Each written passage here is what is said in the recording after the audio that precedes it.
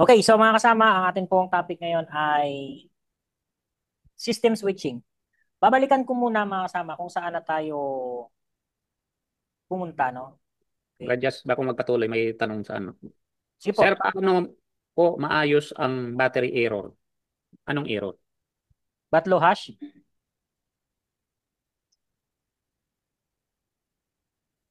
Yan ba yung tinutukoy mo? Okay. Kapag meron kang ganito, Batlo hash error, so ibig sabihin yan, meron niyang problem yung ano mo, yung ano mo ay 0%. Tapos depleted yon. Depleted yung battery. Kaya magti-trigger ito. So ibig sabihin, ito ay magti-trigger yan ng sleep mode. Ang solution diyan ay tanggalin mo lang yung battery, reset mo yung BIOS, unang gagawin mo ay remove all battery, sa including yung CMOS. Pagkatapos, hayaan mo siyang ma-reset ng kusa, yung motherboard, tapos saka mo siya lagyan ng adapter. Mabubuhay na yun. Isang solusyon pa rin, just ito, lagi kong na-encounter to, ano. Pag yung battery hindi nag-charge, pasok lang muna kayo sa BIOS mga kasama, tapos load default nyo yung BIOS. Load default, tapos save nyo. Marami kong nagagawa ng ganyan, nag-charge siya.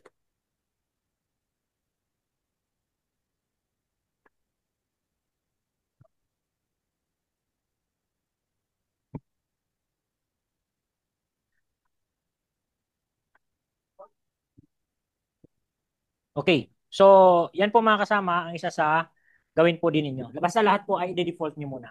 Bago po kayo gumalaw ng kahit na anong hardware at baka mamaya ay hindi naman hardware yon.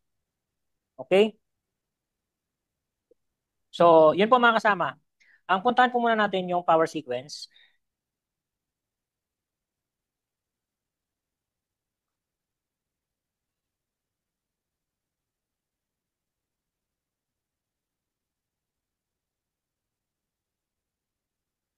Okay, mga kasama, ito po ang ating power sequence. Ay parehas lang din po ito nung kahapon, ano? Pinakita ni Brad yung Red Bridge. Okay.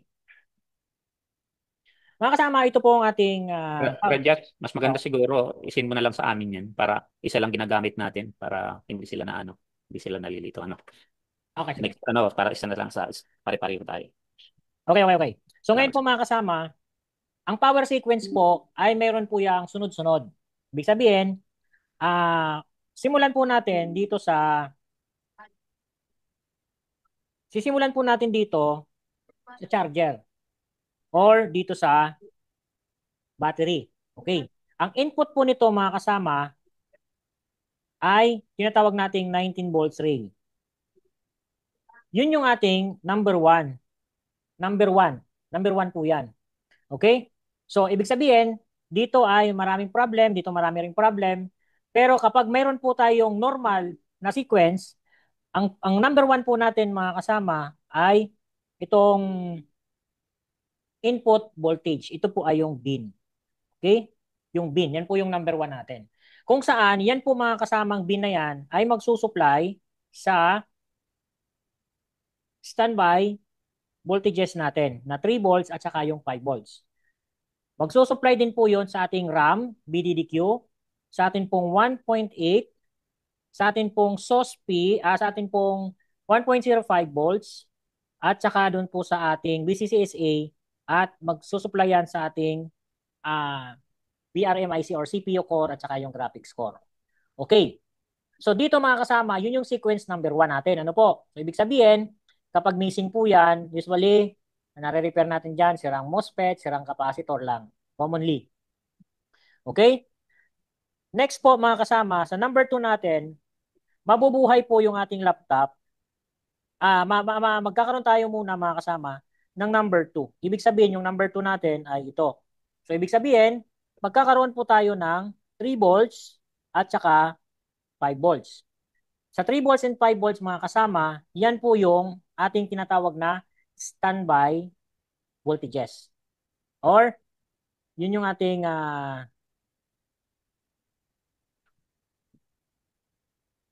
yun yung tinatawag nating standby voltages Or tinatawag din po natin yang always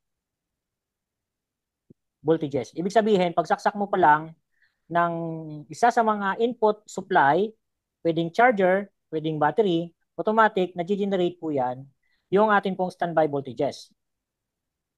Okay? So, yan po ay yung 3 volts. Radias, Opo, opo. yung recording mo, continue mo ba?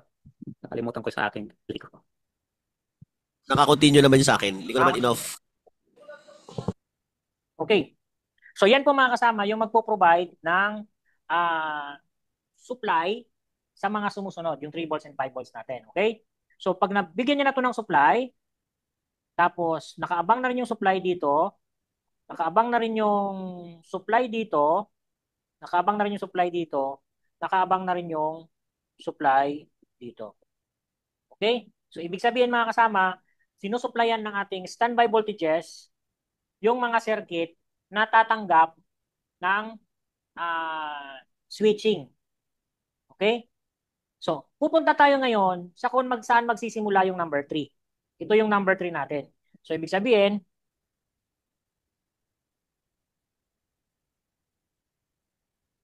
diyan magsisimula yung ating topic ngayon mga kasama. Ito. So, ibig sabihin, in-explain po ni Brad Joel Torrio nung mga nakaraan, ito mismong circuit lang na to. Hindi pa kasama yung ating SIO. Pero ngayon, pag-uusapan natin mga kasama, kasama na po yung SIO. Okay? So, bago mag-engage yung power button at tatanggapin yan ng SIO, dapat mga kasama, kumpleto yung signals na kinakailangan ng SIO. Dahil pag hindi po yan kumpleto mga kasama, hindi po mabubuhay ang ating SIO. Hindi magre-respond yung ating SIO. Kahit sabihin natin present yung 3 volts, present yung 5 volts, may mga iba pang signals na kailangan yung SIO. Okay? Yan po yung pag-uusapan natin ngayon. Okay. Punta tayo ngayon sa SIO mga kasama.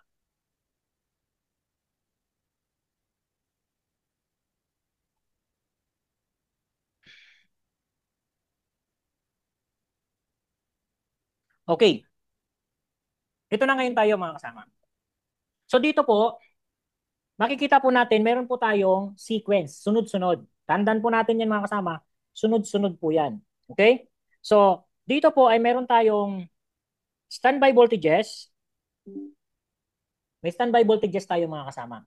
So, yun po yung number 1.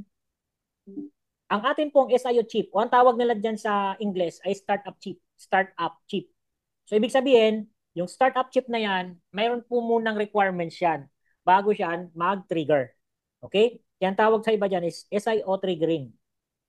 So, tawag naman ng iba ay system switching. Ibig sabihin, si-switch mo yung system. Okay? So, para mag-switch yung system na yan, gumana yung power button. Kung papansin niyo siya po ay nasa number 10. Number 10 pa po siya mga kasama. Ibig sabihin, marami pa siyang requirements para gumana yan. Yung number 10. Una muna yung number 1. Okay? Puntahan po natin ngayon muna mga kasama. Meron na tayong isang voltage na present. Yun yung po yung tinatawag nating positive 3BLP. Okay? So once present po yan mga kasama, most laptop ay gumagamit ng 3BLP as supply doon sa SIO. Ang ibang laptop naman, gumagamit sila ng itong mismong always voltage ang ginagamit nila. Ito mismo ang ginagamit nila, yung 3 volts always. Ito hindi nila ginagamit. Ito yung ginagamit nila. Ngayon, kung ano man yung gagamitin nila, ito or ito ang gagamitin nila, pareho lang naman 3 volts yan. At yung 3 volts always, mga kasama, hindi niya po yan ididiretso doon sa ating, hindi niya po ididiretso dito yan na wala pong resistor. Okay, ganito po yan. Kapag ito ay ilalagay niya dito, kailangan niya mag-provide ng resistor. Okay? Pero kapag naman ito yung ipoprovide niya dito, kailangan niya dito mag-provide na lang ng jumper. Jumper lang. Bakit? Kasi po mga kasama, mababa lang po yung current ng 3VLP. So pag nilagyan niya pa ng resistor yan, ililimit na yung current at hindi na po magsasapat doon sa kinakailangan ng ating SIO. So dalawa yan.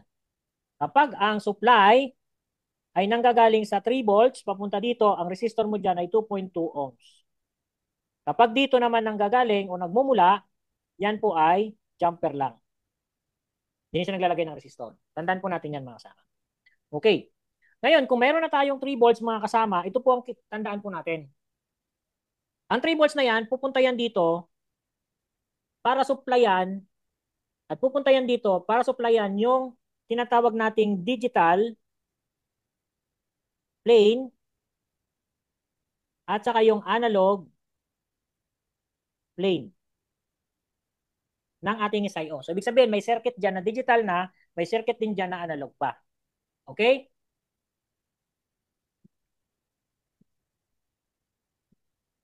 So, una, mga kasama, dapat ito pong ating BCC ay available na yan doon sa mga pinuntahan niyang mga pins. Okay? Bakit? Kasi bubuhayin niya yung bawat section ng ating SIO. Bubuhayin yung bawat section ng ating SIO. Considering mga kasama na isang pin dyan ay wala pong isang pin lang po dito, corroded, hindi na po yan gagana. Hindi po yan gagana mga kasama. Kapag corroded yan, isa sa mga yan, hindi na mabubuhay. So, kung titingnan po natin mga kasama, sa loob ng ating SIO, marami pong mga section. Ito po ay para po yan sa communication signals ng CPU. Yung LPC communication.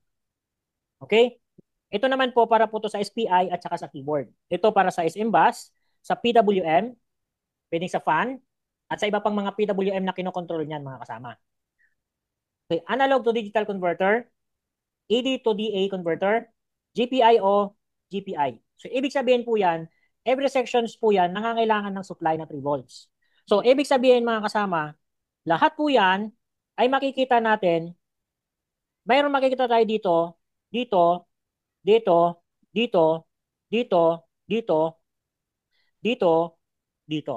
So, ibig sabihin, dapat lahat po ng pins na pinuntahan niyan, puntahan po natin para ma-check natin kung mayroon po siyang supply. Ngayon, isa lang dyan, na capacitor mga kasama ang shorted na po lahat dyan. Or, isa man po sa mga ano na to, sections ay shorted na po lahat yon.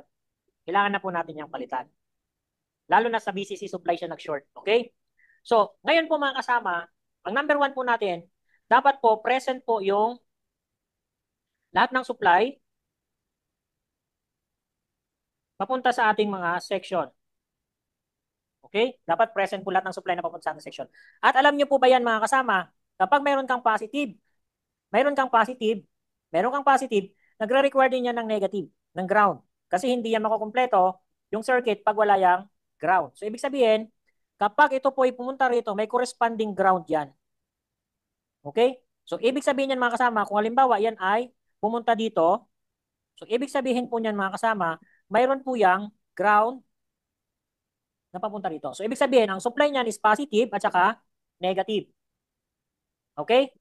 Lahat po yan mga kasama, meron po yung supply na positive, negative, positive, negative, positive, negative, positive, negative. So, bawat negative na yan mga kasama, positive, negative, positive, negative, lahat po yan ng negative, lahat ng negative ay pumupunta yan dito. Okay? Dapat mayroon yung ground connected sa lahat. Dahil pag wala po yung ground connected sa lahat ng mga section, yung section na yun hindi yung gagana. Okay?